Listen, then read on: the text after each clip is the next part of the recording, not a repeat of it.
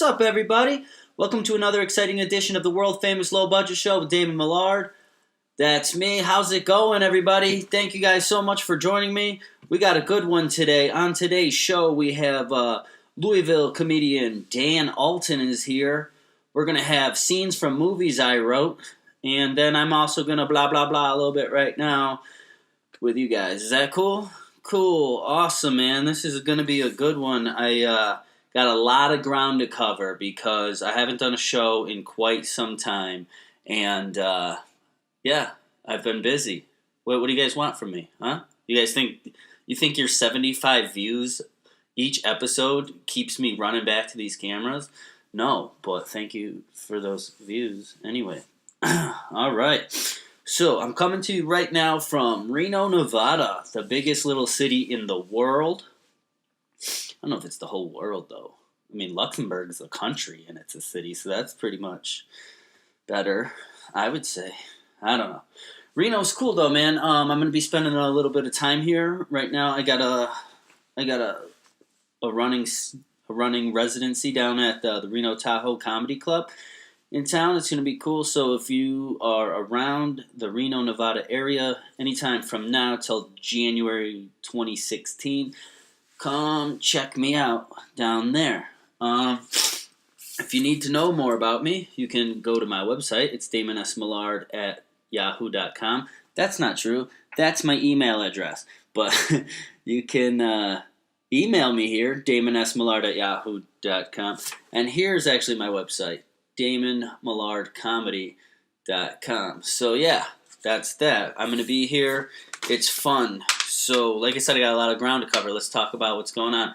I spent some time in Louisville, Kentucky, and from there we went back to Milwaukee, and I performed in the Milwaukee Stand-Up Comedy Showcase, which was fun. Cast Killer's Room, pretty fun. I also did something called Whiskey Fest. That is, okay, this is a cool story, kind of. Depend on what your definition of cool is. I was invited by an ex-coworker, a former coworker, to go to a party that a different former coworker. Oh God, I can't talk. So I went to this party. It was called Whiskey Fest, and it's exactly what it sounds like. Everybody brought a different kind of whiskey, and they put them on the kitchen table, and so there was literally hundreds of bottles of whiskey on the table, and what made this party so cool was that no one knew I was coming to the party. I had stopped. It was for Fox 6 News. I had stopped working there in 2013, and so no one knew I was coming. So I just walked in the door. It was like seeing. I guess it was kind of like seeing somebody who owes you money, you know, popping back up. Like, oh, hey, look, Dame's here. You got that 5? You got that 5 spot? But it was cool. I got a little too drunk, though, I think. I mean, I don't know. That's what people were saying. I don't remember it, so it probably didn't happen. I kind of remember getting pushed down at one point, but I was slaughtering, bro. I was having like the best time. I was telling these stories. I was telling all these old stories, and so that was fun. I don't know. I probably let it get out of hand a little bit. That's what happens with me. I don't know. I mean, I'm not really gonna apologize to these two cameras, but I drink a little bit. That's why today on the show, it's nothing but pure life water. Okay, I've been hitting the sauce a little hard, but it's because I've been celebrating not going to jail for my DUI. You know, just makes sense. But yeah, no. So that was that. That was Milwaukee, and then we're down here in Reno, Nevada. Is it down here, up here, sideways? I don't know. I've never been on the West Coast before. Technically, it's not the coast, but I did go to California just the other day. Oh, let me tell you that story, too. My girlfriend is a nurse, so she drove out to Sacramento to get her California nursing license because there's a chance that we're going to end up in California at some point. And so we go to Sacramento. She gets her license, and while we're there, she's like, "You want to hit an open mic while we're here?" So I looked one up. I went to a place called the Comedy Spot in Sacramento. I did their Monday open mic. It was pretty decent for a mic. I mean, it was an audience. I killed. You know how that works with me. And then, so then 9 o'clock rolls around. We take off and we're leaving, and it's snowing and raining. And then we start getting way up into the mountains because between Sacramento and Reno is a whole strip of mountains. I guess it's the Rocky Mountains. I don't know. Don't hold me to that. I don't really know geography very well. So we're going up through the mountains, and then all of a sudden it's just getting bad and worse. And at some point there's a roadblock. Okay, there's a roadblock, and the police officers wouldn't let us go through unless we had chains on our tires. Seriously. So they made us get off the highway, and so we drive over, and there's a whole bunch of cars in this gas station parking lot, and we're trying to figure out what the hell we're going to do. Robin's thinking about maybe we got to turn around and go get a hotel room or something like that. And so I go in the store, and then I see that they're selling tire chains, $70. So we bought some, and then we had the adventure of putting them on. They're not easy at all, man. Look, I got this. See this cut? I got this cut during it. They're hot.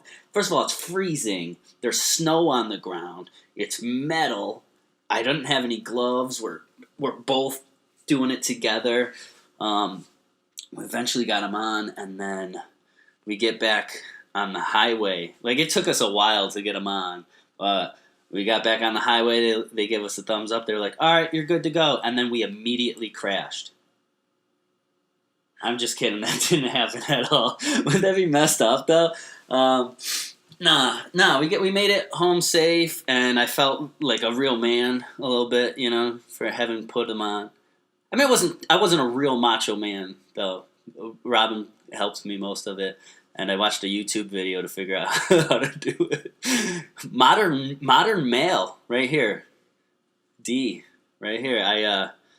Yeah. But I'm glad we didn't get stuck out there. And so there's that. But no, so we've been sticking around Reno, and it's been cool. It reminds me of my hometown. It's seedy like that, It's just like the cool thing about Reno is you're gonna see stuff you've never seen before. Like, I saw a baby with a tattoo when we first got here, and like, where are you gonna see that, And what else? Oh, all these casinos around here makes everything cheap. I got steak and eggs twice for $5. Yeah. Oh, and there's a casino where you can drink 24/7, $1.50, 24-ounce Budweiser Tall Boys. I'm in trouble here. Oh my God. This is dirty white trash heaven. I love it. There's trailer parks all throughout the city. Back where I'm from, in upstate, they hide their trailer parks outside of town. Here, they're proud of them. There's a trailer park in every direction of where I'm at right now.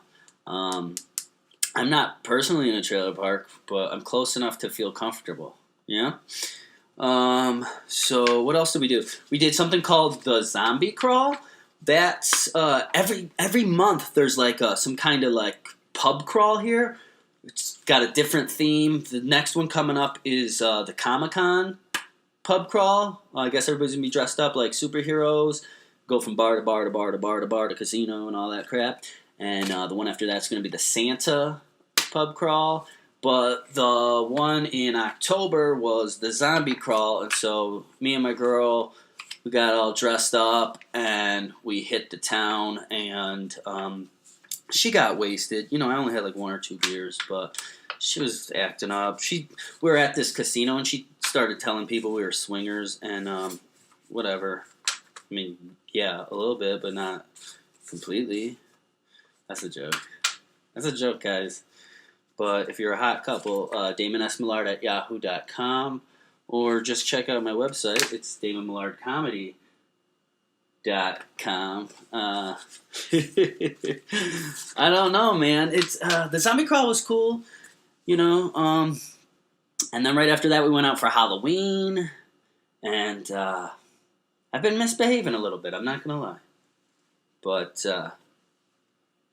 I got it under wraps, you know. I was just at I got a show coming up on the 20th right here in town. It's a Bernie Sanders fundraiser. We're probably going to raise somewhere around $100 to $200, you know. Actually, I don't know. It's $10 though, and it's for a good cause, so that we can have a president who doesn't take shit from anybody. That's the one thing I like about Bernie Sanders. I like that he's like he doesn't give a fuck anymore. You know how like old people get to that part in life where they just fart in public? That's basically the equivalent of his campaign. He's like, I don't give a fuck. You know?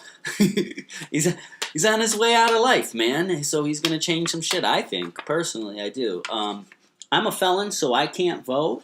So someone else vote for me, but I'm gonna do my part, and I'm gonna be in this fundraiser for Bernie Sanders, and it's gonna be awesome, I think. And then I guess that's it, man. I've talked a lot. I got a very funny interview coming up with Mr. Dan Alten, and right now I'm gonna send us to a segment. This is the second time I'm doing this segment, but here we go. Ready? This is scenes from movies that I'm writing. Exterior, apartment building, day. Fade in. We see Michael carrying boxes up some stairs of a large tenement building. Suddenly, he is stopped by one of his female neighbors. Hi! You must be the new tenant in 14B. Yes, I'm Michael. Just moving in today. It doesn't bother you that the last guy died in there? What? Nobody told me that. Was he killed? No, nothing like that. He died of natural causes. He was bitten by a snake. I thought you said it was natural causes. Snakes are natural. Later, interior, apartment, day. Michael is unpacking his bags. Schneider, the building super, has stepped by to fix some pipes. Schneider, I heard that the last guy died in here. Who told you that? Some girl from across the hall. Well, that's not true. It's just not true. He died out here. Hey, welcome back to the Low Budget Show, everybody. This is the interview portion. Joining me now is stand-up comedian Dan Alten. How's it going, buddy? It's going pretty well. How's it going? How's the rest of the show been? The earlier part? Yeah. I didn't tape it yet. I bet you it's pretty good. I probably talk about some shit. That's good. Yeah. Well, thanks for coming in and joining me. I'm excited. Yeah. So we're in a bedroom here in Louisville, Kentucky. You're not originally from Louisville, are you? No, I grew up in Cleveland, like right outside Cleveland, and one of its like many. Cleveland itself, like the people who have the address that would write Cleveland are like it's like a tiny little like I think it's just 2 houses, and then instantly the rest is like Cleveland Heights and Euclid Heights and like all these other towns, and I'm in like the second ring of those towns. Okay. And then there's like 5 rings, and then you eventually just get to, like, cows. And then eventually it's Michigan. Eventually it's Michigan. Michigan's, like, the 18th ring. Right. And then, yeah. But, yeah, so I grew up outside there, and then I went to school in Bloomington, Indiana, which is, like, a little hippie town. Yeah. And how'd you end up in, how do you say it, Louisville? I say it Louisville, I think. Louisville? Well, how did that say it when I just did it? I tried to do it as natural as I could. Louisville. Yeah. Now I feel like I'm forcing it. Yeah, I do too. I've been forcing it. Because when I first got here, I went to like a Kentucky Fried Chicken museum. Oh. They have a museum? I don't know if it's a museum, but there's Was it just a poorly run Kentucky Fried KFC? And it was like, this is some old chicken. This must be the museum. Yeah, no, there's like a visitor center downtown, and there's like a wax. Oh. There's like a wax statue of wow. Colonel Sanders. That's pretty cool. Yeah. There's at Y Louisville, which is like a shop in town. It's just like a touristy shop. they have one of his like original suits. Oh yeah, it's just like on a little mannequin in the corner. It's like one of the original suits. Isn't it weird to like worship a man who just cooked chicken? He just cooked chicken. I mean, I think it's kind of cool though. No, it's like some presidents didn't really do anything. Right? Yeah, at least this guy made dinner. This guy made chicken. He started a legacy of chicken. Yeah, I've only eaten KFC like one time in my life. Dude, he is like the Hitler of chickens, right? Do you think like if chickens ever like gain like higher intelligence? Yeah. I think chickens would go after it. Well, he's a dead man. Well, he's a dead man, but they would be his. Would they be confused because they're only chickens? And they would possibly go after like Norm Macdonald or whoever's playing Colonel Sanders. Yeah. You don't want that role. Yeah. When the uprising, the chicken uprising happens, you don't want to just be some local actor standing in for Colonel Sanders at an opening. Oh yeah, and then a bunch of chickens kill him, not knowing. Yeah, that's right. That'd be tragic. Yeah, we got off point though. That can happen sometimes. At the visitor center, there's a shirt, and it has like 3 or 4 or 5 ways of saying Louisville. Yeah, it's like LOO. The way I say it is Louisville. Louisville. That's what I've been saying. Louisville. You're not from around here, are you, partner? I am too from Louisville. Louisville. And so we're celebrating by drinking a little. Drinking a little bourbon. It's they make it. I think they just take like a person from. They take like a white oak charred barrel, and then they just. Someone from Kentucky stands over it and they cut their neck and they bleed into it. and then 8 years later, that's the original recipe. Stuff comes out, Yeah. A lot of people are just bleeding in barrels. Bourbon's so weird. It's like some guy just like boiled a bunch of shit and then kept it in a barrel for like 8 years. And then he was like, let's see what this is like. Yeah, he's just like, it's pretty good. Yeah. His wife was probably just like, you really need to get that barrel out of the garage. It's been like 6 years. When are you going to... He's like, no, I got to wait. Yeah. He's like, when will it be time? 8. He just was 8. Duh. We don't ever... I want to pull the wagon in when it's raining. What if he wasted 8 years and just he like tasted it and it was shit? He was like... He did that with some other stuff. He tried to do it once with like apples and he's like, what the fuck? This was a waste of my life. Yeah. What a waste of my 30s. Now that you live here, do you have like are you like one of those bourbon snobs now? Oh no, man. When I was in college, I drank too much like bourbon and whiskey. Yeah. That was like my big drinking thing. Mm-hmm. So like now, anytime like I sip it, my brain is just like, oh, it are you gonna get really drunk and like buy 3 burritos and then pass out with them just on your lap while you watch ALF? Like, I bought the whole ALF box set, so we could do that. That'd be great. Oh, that is pretty good. I didn't realize. You know what's weird about a show like that? Is like I go back and I watch it now. I didn't realize that the dad hated ALF. The dad hated ALF. The dad was like... ALF was just like the drunk uncle. Yeah. But then he wasn't actually related to anybody. Right. There's an ALF where he hits on the daughter. Oh, man. Which is like natural, because ALF is like 1 billion years old. Yeah. So for ALF to hit on the daughter would be no different than ALF to hit on the mom. Right, because to him, they're both minors. They're all minors. Exactly. Could you imagine if every girl was a minor? You'd have to hit on them eventually. Yeah, absolutely. What are you going to do? It'd be crazy. Wait 1 billion years? Yes. I ain't got 1 billion years. I got to get this shit out. You know what I mean? Alf had stuff to do, man. He was making moves. I got cats to eat. Yeah. You know what I mean? Can't be waiting for my vagina to mature. What do I look like, man? That was great. He was a puppet. Yeah. And then he also, though, was sometimes a midget in a suit when he, like, had to run around. Oh, yeah. And in the opening credits, for most of it, he's, like, a puppet. And there's the very end, he's a puppet setting up the camera. Oh, yeah, and then he turns around, and a midget in the suit runs out and takes a picture. Oh. So the opening of ALF features a shot that includes both the midget in the suit and the puppet. Fun fact, man. That's awesome. No, that must have been I've watched a lot of ALF. Did they do it in one continuous shot? I think so. But yeah, it's nice. one continuous shot. Because ALF's like setting up the camera. The camera's like in front of him. He's like setting it up. Yeah. And then he like goes like this, and then a midget in a suit runs out. That's insane. Not just any suit, a midget in an ALF suit. Right, could you imagine? Not like a midget in a and you're just, what am I fucking watching? Yeah. Great. This show's gonna be awesome. Yeah, man. See, they used to do creative shit like that, but like with CG now, I don't know if you know this or not, but you ever see the movie Castaway? Yeah. You did? Did you know Wilson, the volleyball, not a real actor? No, it's all CGI, man. It's bullshit. Can you believe that? Wouldn't it be great Dude, I want my $8 back, you sons of bitches. I fell in love with that volleyball. Not even a real guy. You son of a bitch. Wouldn't it be great if Wilson, like the volleyball was CGI and it was just a tennis ball, and you saw behind the scenes footage, and it's just Tom Hanks acting with a tennis ball, and then they later insert the volleyball. Because, like, Tom Hanks is a real dick. He's like, I will not work with a volleyball. I'm not working with a volleyball. Volleyball? That's a layman's sport. Yeah. Tennis! Tennis? Tennis is where it's at. Tennis is where it's at. Oh, man.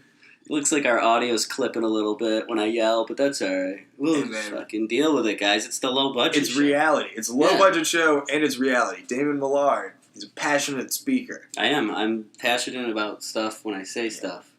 So what? About passion. I'm a passionate speaker. I only talk about passion, passion fruits. Passion fruit. What is passion fruit? I don't know. I think it's isn't it some kind of melon or some shit? No. I don't know. I don't know. It's one of those things that I only know tasty. as the flavor and stuff that I buy like in the ghetto. Yeah. You ever kiss a girl and they got like that juicy shit going on in their lips? Yeah. And you're like, oh god, I'm not gonna last long tonight. Like that, you know what I mean? Oh gosh. Whew. I'm not even drunk. I just think I'm actually hungover because I did a show with you last night. Yeah, I've got a very late show. It's late, but it's late for a reason. It's called the Monday Night. The Monday Night Comedy Show. How'd you come up with that name? It's I was gonna name it the Tuesday Night Comedy Show. Fuck everybody's head up. And then everyone was like, "That's confusing. What night is this?" It was on Tuesday. And I was like, "No, it's Monday, you idiots." And they were like, "This is confusing." And then so you switched it back. I did a Twitter book. There's free food at this bar. Yeah. Which I worked there like very briefly. Oh, I didn't know. And I just like bust. I like didn't have a job. This place I was working at closed. So I just applied for like any job that would take me. Mm-hmm. And then they were like, "You want to be a busser?" And I was like, "Yeah, whatever." So but then I instantly got like a better job. Yeah. And then one day I was working there on a Monday, and I was like, "All right, it's like a Monday. I'm probably gonna get home at like 10 p.m. because it's like a fucking bar on a Monday." Yeah. And then there's just all these like hipsters hanging out, and I'm like, "What the fuck's going on?" They're like, "Oh, we do free food. Yeah, dude, you're gonna have to stay till 3 a.m." And then I was like, "Fuck that!" So I started a comedy show so that I would never have to work on Mondays. Oh, sweet. And then just like a week later, I stopped working there. Oh, okay. So And the show lived on. It's like dead. Yeah. It's dead, and then 10 o'clock hits, and that food comes out, and it's packed. It's packed. And that really helps out the audience, because you wouldn't expect to get an audience 10 o'clock on Monday night. I think the biggest we ever had, we had like 70 people there one time. Yeah. Actually, there was like 2 different times we had roughly 70 people. Yeah, and it's an intimate room, so 70 is packed. You got a lot of tables, you got people standing. It was cool. Yeah, that's good. The one thing I did notice about the scene here is like all the open mics are like really good because they all seem to have their separate room. Yeah. You know what I mean? Yeah, the separate room. That's key. The separate room. Any comedians watching this, they're thinking about starting their own show. My mom's the one who watches this, though. Mom! Put it, your comedy Mrs. Millard, when it becomes time and you start writing in a notebook, coming up with your bits, and you do the open mic at let's say you're having a bake sale, right, or whatever. You don't know what my mom's I don't know your mom. What is your mom doing? She drinks beer. Have the beer in a separate room from the comedy. Yeah. Even if it's just like the coolers in the hallway. I would love to do a show where comedians just have to do their like early material. Yeah. Dude, I've worked on. I just scratched my inner thigh. Oh, I'll cut to the other camera. I would actually prefer you keep it in. Would you? I was gonna say I would like you to keep whatever it? camera. You want me to show it a couple times? I don't know. Hey, let's cut back to Dan scratching his balls.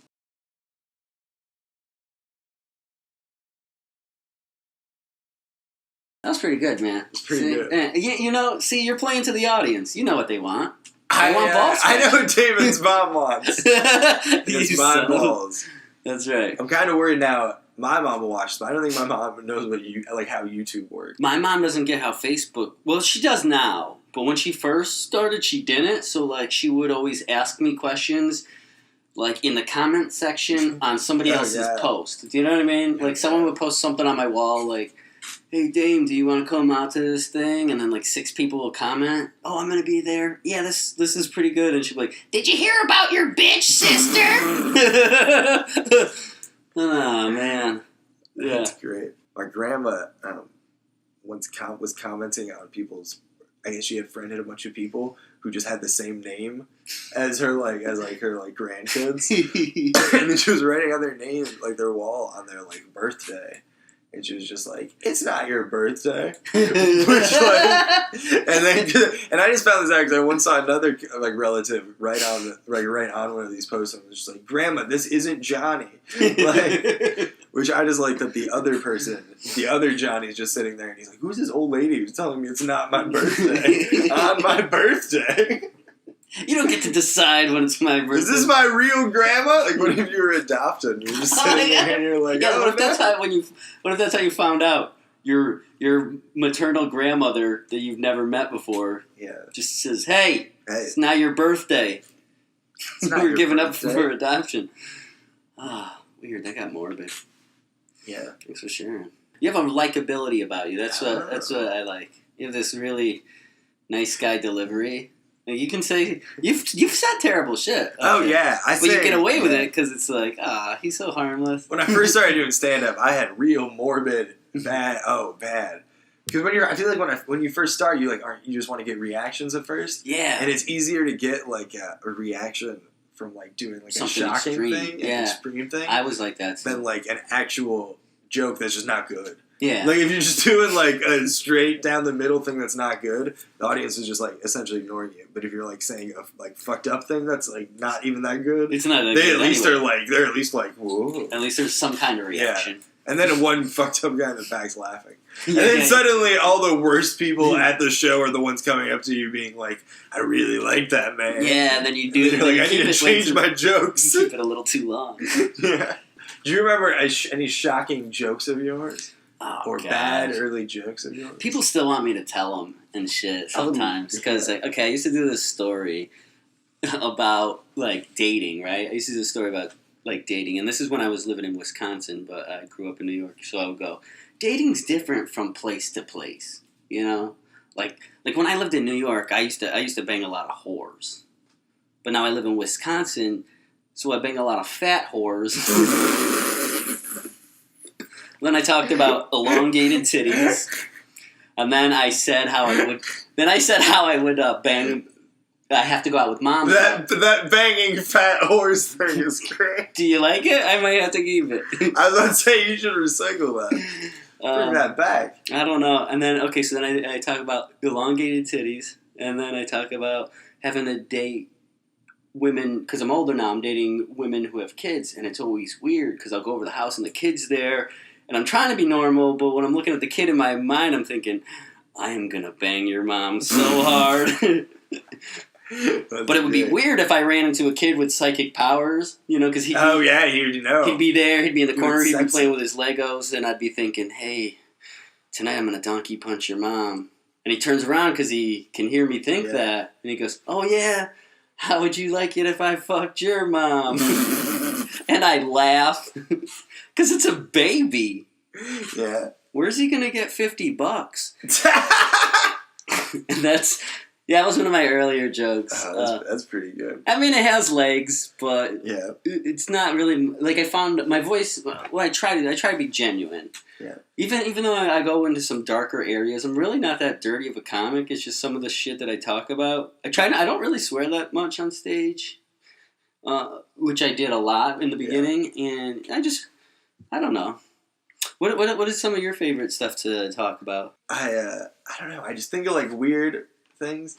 It comes from a lot of different places. It'll come from like just stories of things that happen. I mean, that sounds really weird. I don't know. I used to. It's this weird two things. Like I write a lot of jokes, which will just be like weird things that'll pop into my brain of just like, oh, that's like a funny thing. Yeah. Because I'm just like a smart ass, and I just like think of dumb shit and I'm high all the time. So like someone will say a word or like a phrase, and I'm like, oh, that's like silly. And then I'll take that like silly little nugget, and then I'll just expand upon it like way too much. I'll just think about it way too much. Until it becomes like bizarre. Until it becomes like a bizarre, like absurd thing. And then, or I'll just take a thing and I don't know. I just like being upset. I'll just take it and be like, oh, that's like if I have to give an example of something, I'll just give the opposite example of a thing. Yeah. I don't know.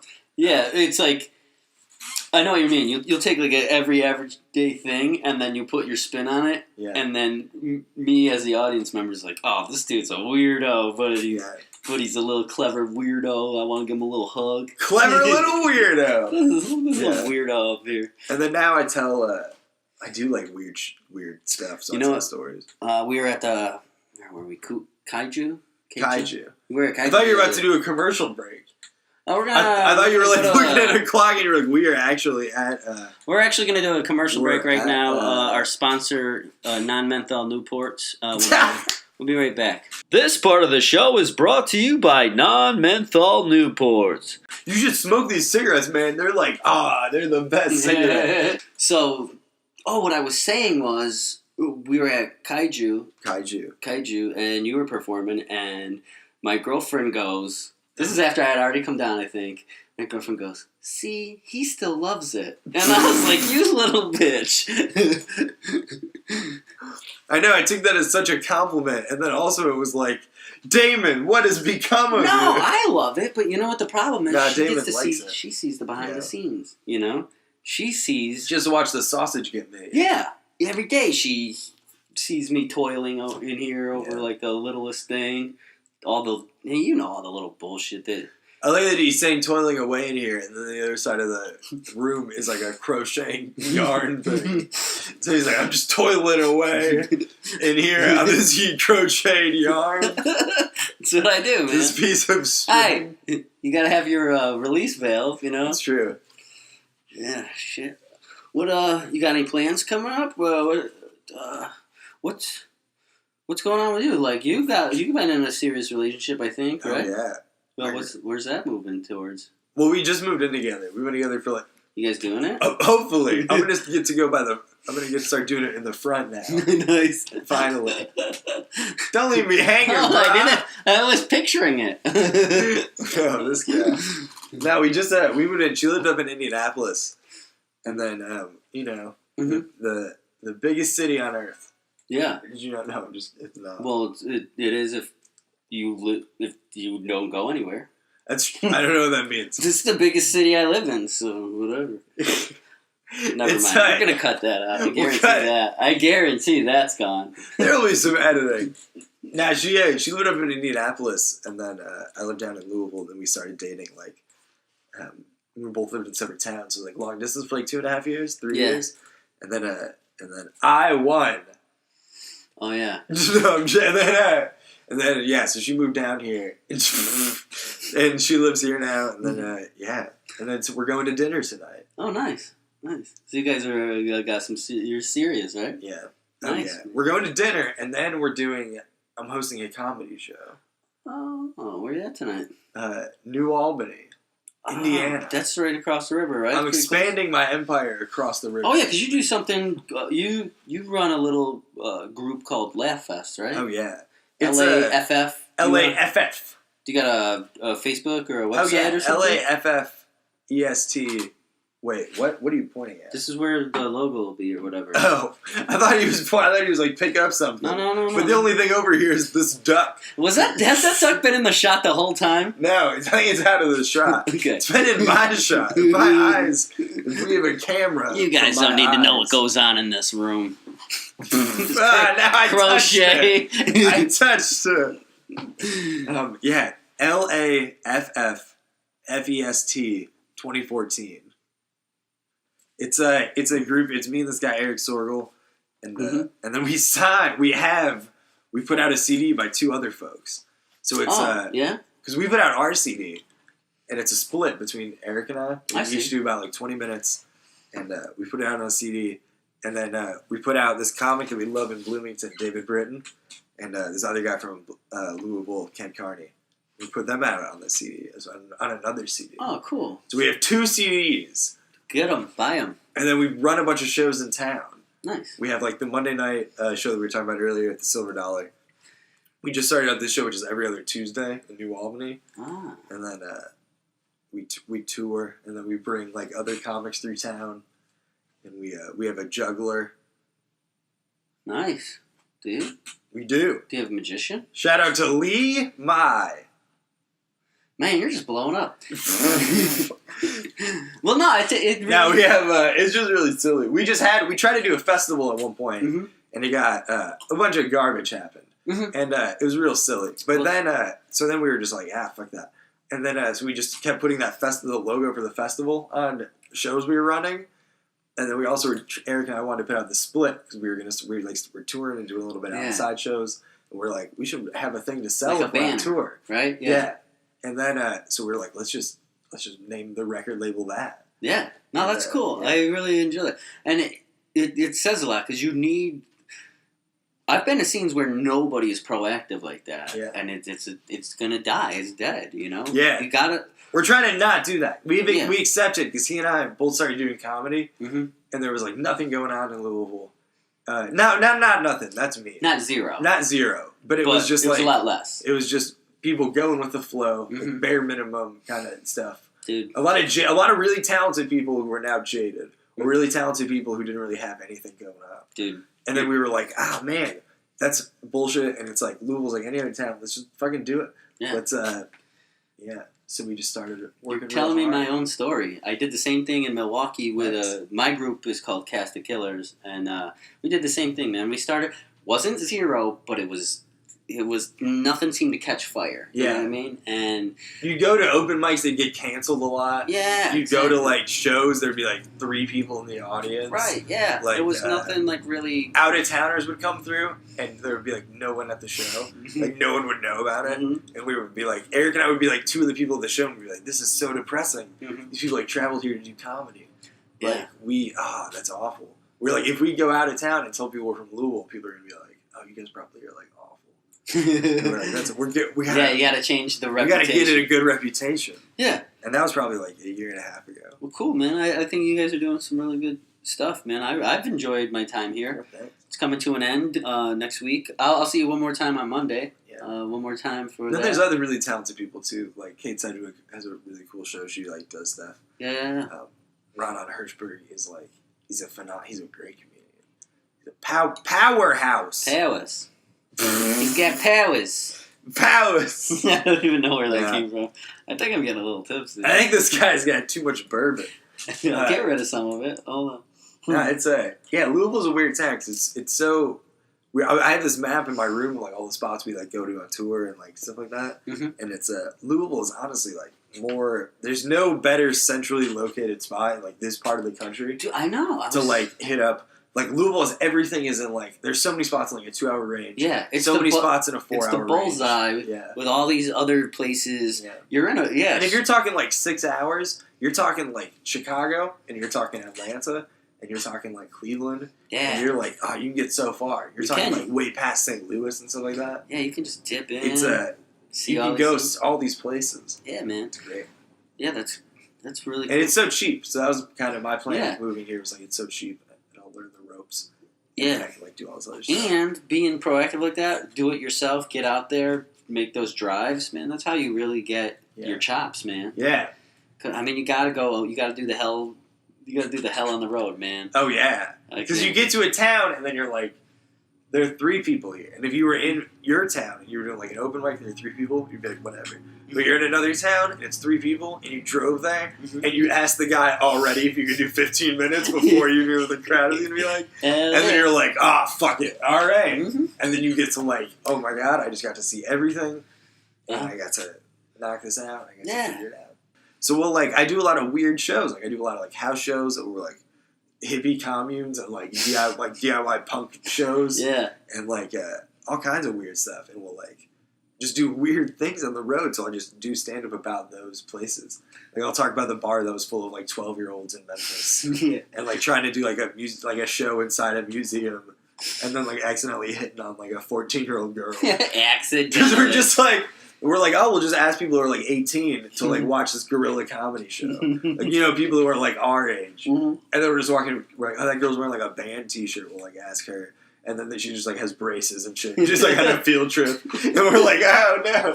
I can't stay out that late. Yeah. Like everyone looks the same these days. I know. I can't wait for you to get 1 billion years old. Yeah, exactly. It's like in 6 years, Google my comedy. Yeah. Oh, man. Oh, awesome, man. So, unless you got anything to throw in, you got anything else you want to talk about? I don't know. I mean, it's up to you, big boy. I'm losing my mind over here. I think Damon Millard's insane. Yeah, the low budget show needs to invest in some like some counseling. Counseling. Yeah, I don't know. I don't know. You got a nice cheetah poster though in here. Yeah, none of this is mine. I like to think Damon's just going town to town, breaking into people's houses, yep. Setting up, squatting, making a nice little camera. We come in when people move out. Hopefully they haven't turned their internet off yet. Yeah, I tape a couple low budget shows and get the fuck out. Get out of there. They don't know until they're watching the low budget show. All right, then they're like, "That's my bedroom." So one more time, if someone wants to get a hold of you, right here, what does it say? Dan Alten. I would say just find me on Facebook or actually laughfestrecords@gmail.com. So LAFFESTRECORDS @gmail.com. You heard it here, folks. I imagine Damon's going to edit it by just putting it there. And then it'll just be footage of my hand doing this over nothing. We're going to have a fun time editing this one. Anyway, Thanks so much for joining me. I really appreciated it. It's great meeting you. I'll see you around again. So, awesome. Dan Alten, everybody. Check him out. Very funny. That's the end of the low budget show. Thank you guys so much for joining me. Come back next time, and we're going to talk to a lady who invented ways to braid her mustache hair right to her butt hair. And that's it. Thanks for joining us. She'll be on there, and we'll talk to you later. See ya. Boo!